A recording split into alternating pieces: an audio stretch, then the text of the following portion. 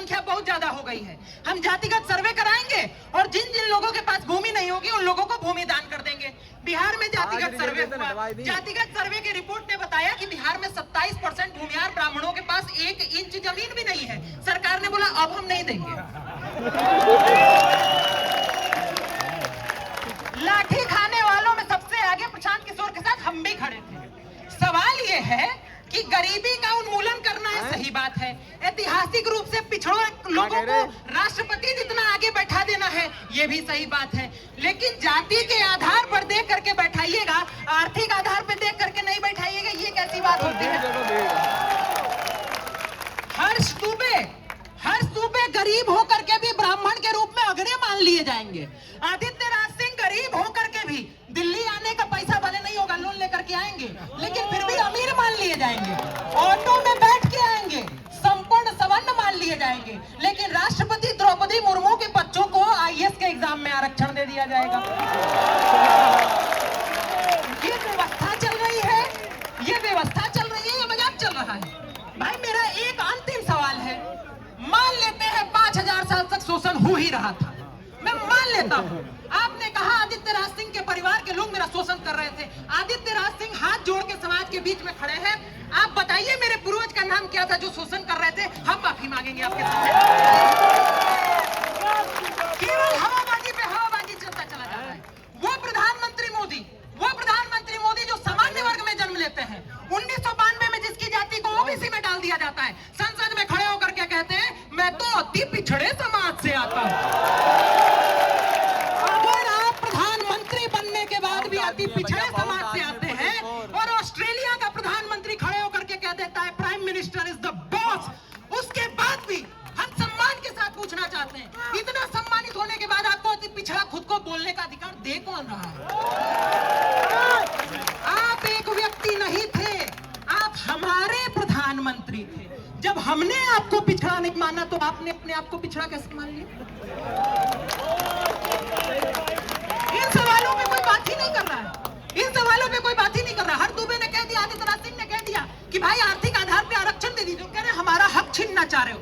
मेरे भाई तुम 90% हो इस देश में, तो तुम ही दावा करते हो। तो अगर आदित्य राज सिंह और हर दुबे कह रहे हैं कि 50% आरक्षण तुम आर्थिक आधार पे दे ही दो, तो रेशियो के हिसाब से भी 80% तुम्ही को मिलेगा। तो हमको मिल रहा है कि तुम्ही को ज्यादा मिलने वाला है। अभी तो आईएएस नड्डा के परिवार वाले पूरा लेके चले जा रहे हैं, वो तुमको सही लगता है? इन सवालों पे कोई बात ही नहीं करना चाहता। लेकिन अभी मैं इतना बोल रहा हूँ, उसके बाद कहा जाएगा कि ये तो जातिवादी शोषक है, यूजीसी का कानून कहता है। इसके ऊपर भी आवाज होनी चाहिए थी, पहुंचनी चाहिए। दिल्ली में बैठे हुए हैं हम लोग, सरकार कहती है किसी ने अपनी माई का दूध नहीं पिया है। ये एनडीए की सरकार है, आरक्षण कोई हटवा के नहीं देख सकता, आरक्षण पे बात नहीं कर सकता। तो आदित्य राज सिंह अपने पूर्वजों के योगदान की सौगंध खा के कहते हैं 1 महीने पहले दूध मुंह बच्चों ने हलक में हाथ डाल के इस्तीफा निकाल दिया। 1 महीने पहले। प्रधानमंत्री जी, आप इस देश के सबसे बेहतरीन प्रधानमंत्रियों में से एक हो सकते हैं, इस बात में कोई सवाल नहीं है।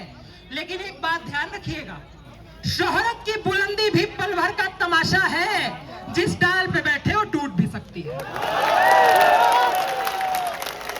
ध्यान रहे, एक छोटी सी मांग को लेकर के हम लोग यहाँ आए हैं। हमारा देश है, आप कह रहे हैं 5000 साल तक तुम ही राजा हुआ करते थे। आपने कहा देश महत्वपूर्ण है, हमने कहा 550 रियासतें ले लो, लेकिन देश नहीं टूटना चाहिए। हमने कहा मेरे भाई एक सीट जो तुमको आरक्षण में लोकसभा में मिल जाती है, वो छोड़ के किसी गरीब दलित को दे दो। तुम कहते हो नहीं, वो हम नहीं दे पाएंगे। ये कौन सा लोकतंत्र है? ये कौन सा मजाक आप लोगों ने इस देश की व्यवस्था का बना रखा है? ये अधिकार आपको हम भी नहीं दे सकते, क्योंकि हमारे पूर्वज इस देश के शासक हुआ करते थे। हमारे अंदर भी शासकों वाला खून है, आपका शोषण है।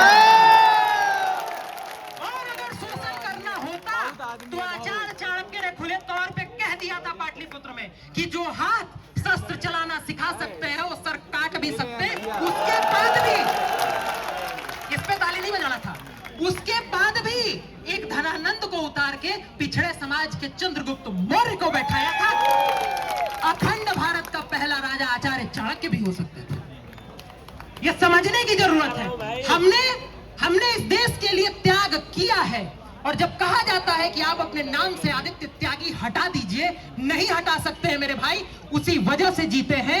मौलिक कर्तव्य कहता है अपने देश की संस्कृति विरासत पर गर्व करना आपका कर्तव्य है। ध्यान रखिएगा, किसी को घमंड नहीं होना चाहिए। इंदिरा जी को हुआ था Indira is India, India is Indira, तोड़ दिया गया। हमारे आपके पूर्वज ही वहां भी मौजूद थे। दलितों ने कहा हमारा शोषण हुआ है, आरक्षण दे दो। पंडित नेहरू पंडित हुआ करते थे, बोले ले जाओ, तुम्हारा शोषण नहीं होना चाहिए। तुमने कहा पिछड़ों का भी हुआ है, उन्हें क्यों नहीं मिलेगा? बीपी सिंह ने कहा क्यों नहीं मिलेगा, जाओ लेके चले जाओ, तुमको मिलना चाहिए। आज स्थिति क्या बना दी गई, हमको और आपको गाली दिया जाता है, कानून बना के शोषक बता दिया जाता है। ये नहीं होना चाहिए। सरकार की गलतफहमियां दूर होनी चाहिए।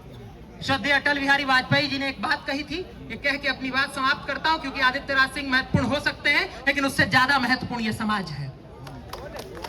श्रद्धेय अटल बिहारी वाजपेयी ने कभी कहा था कि कभी थे अकेले हुए आज इतने, नहीं तब डरे तो भला अब डरेंगे। कभी थे अकेले हुए आज इतने, नहीं तब डरे तो भला अब डरेंगे। विरोधों के सागर में चट्टान है हम, जो टकराएंगे मौत अपनी मरेंगे।